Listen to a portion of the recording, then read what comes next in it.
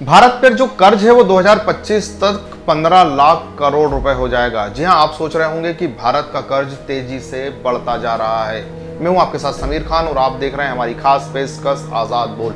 जी हां, भारत पर लगातार कर्ज बढ़ता जा रहा है, लेकिन अमेरिका की एक कंपनी जो अर्थव्यवस्था में काम करती है, आर्थिक मामलों पर काम करती है, उसके द्वारा जारी की गई रिपोर्ट में बताया गया है कि भारत में आर्थिक तरक्की होगी। तेजी से भारत जो है आर्थिक तरक्की की ओर अग्रसर होगा अनलॉक होने के बाद। लेकिन दूसरी तरफ इस रिपोर्ट में यह भी बताया गया है कि भारत अभी तक कितने कर्ज में डूबा हुआ है और 2025 तक भारत का कर्ज कहां पहुंच जाएगा। आप इस रिपोर्ट में देखिए कि आखिर भारत पर यह कर्ज कितना हो जाएगा और भारत किस तरह से अनलॉक होने के बाद तरक्की करने वाला है।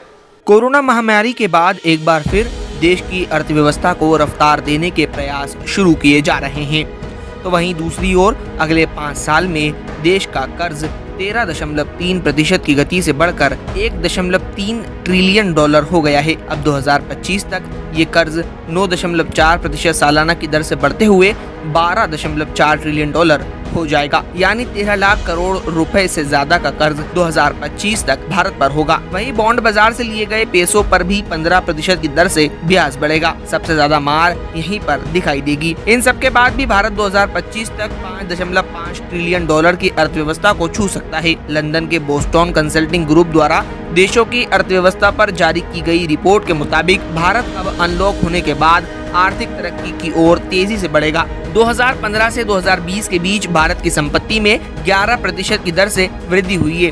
ये 3.4 ट्रिलियन डॉलर की हो गई है। अगले 5 साल में भारत में आर्थिक तरक्की अन्य देशों से तेज होगी।